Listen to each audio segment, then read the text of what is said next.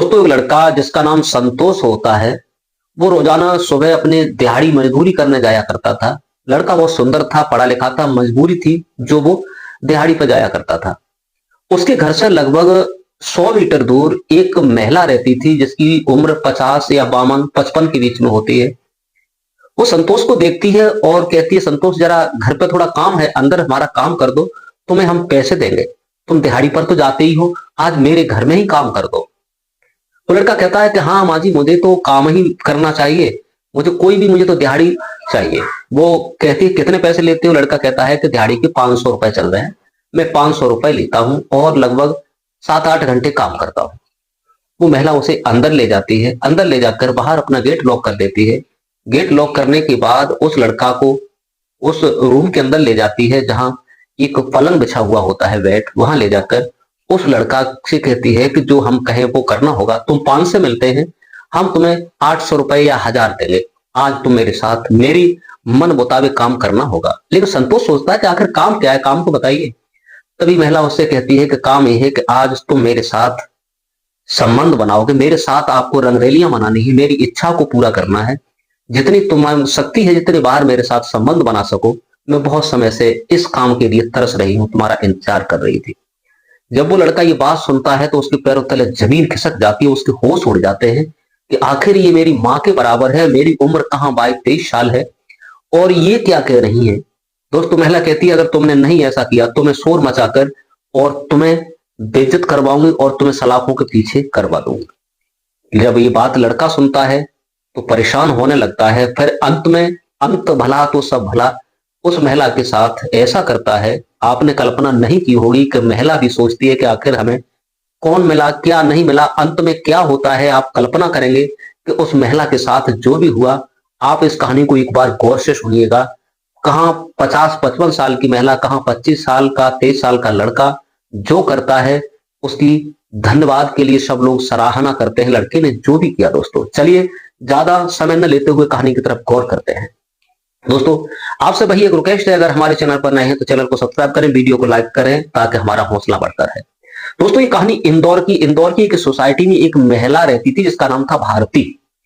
भारती जो थी, उसके 2 लड़की थे, एक का नाम बड़े का गौरव था, छोटे का सौरभ था। इनकी उम्र लगभग 30-32 के बराबर, एक की 28, एक की 30 के करीब उम्र होती है। ये दोनों ही लड़का पढ़ लिख करके और अपने धंधे पर निकल जाते हैं, बाहर चले जाते हैं। और महिला अपनी सोसाइटी में रहती थी। पति जो था इनका कमजोर था और पति परेशान रहता था, वो महिला की इच्छा को पूरा नहीं कर पाता था। महिला बहुत परेशान होती है। जो संतोष लड़का था उसका परिवार गरीब था। संतोष के घर में उसकी एक बहन थी, 2 भाई थे, पिता माँ, परिवार संपन्न था। बेचारा मजदूरी किया करता था, रोजाना दिहाड़ी पर जाया करता था, मजदूरी करके लाता था, माँ बाप बहन भाई को खिलाया करता था। लेकिन उसे नहीं मालूम था कि मेरे साथ क्या घटना घटेगी, क्या नहीं घटेगी। वो रोजाना की तरह निकल करके जा रहा था तो महिला ने आवाज लगाई। भारती ने कहा, संतोष इधर आइए, तुम दिहाड़ी पर जाते हो, काम मेरा घर पे ही कर लो, काम तुम्हें घर पे काम करना है। तो संतोष उसके घर चला जाता है, कहता है कि हाँ मुझे तो काम ही करना है, कोई भी काम दिलवा दो, मैं तो काम ही करता हूँ, मुझे तो दिहाड़ी चाहिए, 500 रुपए लेता हूँ। महिला बोली, चलो कोई बात नहीं। अंदर बुला लेती है, बुलाने के बाद गेट बंद करती है, थोड़ा इधर उधर का काम दिखाती है कि ऐसा ये काम होगा, वो काम होगा। और उसके बाद लड़का कहता है काम कहाँ लगना है। तो थोड़ा झाड़ू वाड़ू दे करके छत वगैरह को सफाई वफाई करवाती है, जाला माला लगा होता है वो, और धीरे धीरे उस रूम के अंदर ले जाती है जहाँ बेडरूम होता है। बेडरूम के अंदर वो लड़का जब चला जाता है तभी महिला अपने कपड़े उतार के अपनी ड्रेस जो होती है वैसी वो पहनती है। पहनने के बाद और उस लड़के के पास आ जाती है ओपन होकर। लड़का जब देखता है तो उसका चित्त भंग हो जाता है कि आखिर ये तो मेरी माँ के बराबर है, लेकिन देखने में बहुत खूब सुंदर लगती थी। उम्र जरूर 50-52 की थी, लेकिन 40-45-40 की लगती थी। दोस्तों, महिला जाती है और उससे कहती है, आओ मेरे पास बैठ लो, थोड़ा समय निकालिएगा। जब वो महिला कहती है तो लड़का थोड़ा चौंकता है और संतोष कहता है कि आप क्या कह रही हैं, क्या मेरी कहाँ तुम्हारे पास बैठने की औकात है। लेकिन वो भारती कहती है, नहीं आइए मेरे पास बैठिए, आज तुम्हें 500 नहीं 1000 रुपए दूंगी। और उसे अपनी बाहों में डाल लेती है। डालने के बाद उसके साथ रोमांच करने लगती है और कहती है, तुम्हें 1000 रुपए देंगे, आज तुम हमारी इच्छा को पूरा कर दो।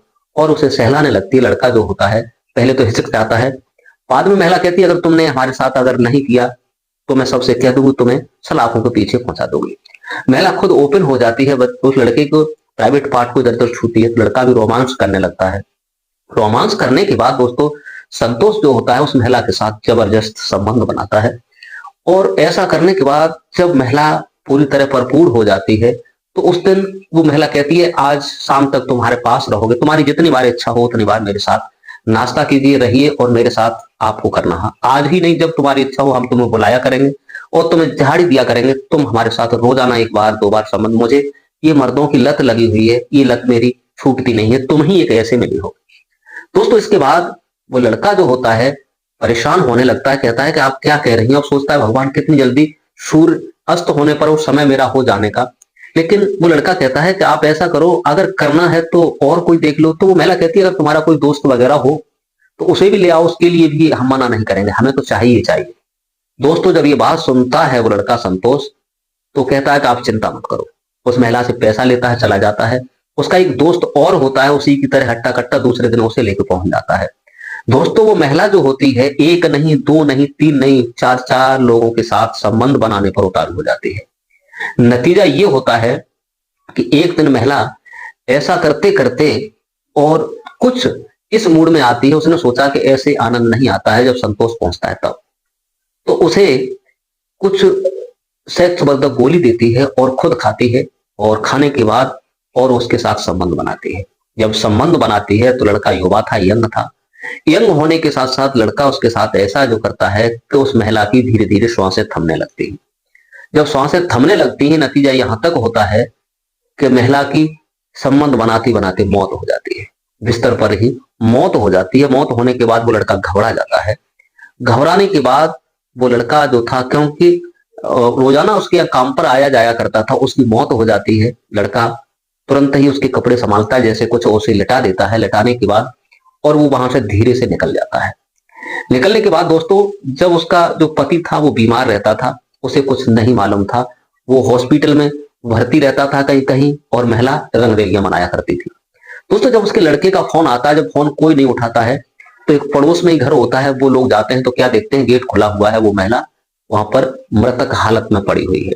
मृतक हालत में जब पड़ी हुई है तो जब सीसीटीवी फोटो देखे जाते हैं कि इनके घर में कौन आया है कौन नहीं आया, तो संतोष ही उसके घर से निकलता हुआ दिखाई दिया। संतोष को पुलिस तुरंत ही अरेस्ट करती है। अरेस्ट करने के बाद लाया जाता है, उस महिला का पोस्टमार्टम किया जाता है तो उसमें पाया जाता है कि महिला ने सेक्स वर्धक गोली खा करके और यौन संबंध बनाया है, इसलिए इसकी मृत्यु हुई है। जब संतोष को पूछा गया तो संतोष एक एक बात को सच बता देता है कि इसमें मेरी कोई कमी नहीं थी, इन्हें खुद लत थी, इन्होंने ही हमें टेबलेट दी थी, इन्होंने ही सब कुछ किया, मेरा कोई दोष नहीं है, मुझे फंसा के रखा था। कहा अगर तुमने किसी से कहा तो तुम्हें जेल की सलाखों में पहुंचा दिया जाएगा, मेरी मजबूरी थी जो ये महिला मेरे साथ ऐसा गंदा काम करवाया करती थी, मेरा कोई दोष नहीं है।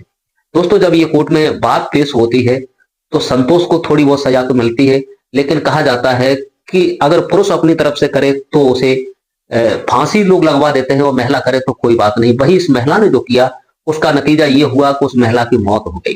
दोस्तों आजकल ऐसे ऐसे लोग पड़े हैं कि आजकल ऐसी ऐसी महिलाएं पड़ी हैं, उन्हें यही नहीं मालूम है कि हमारी कहाँ उम्र है, नए नए बच्चों को ताकती रहती हैं।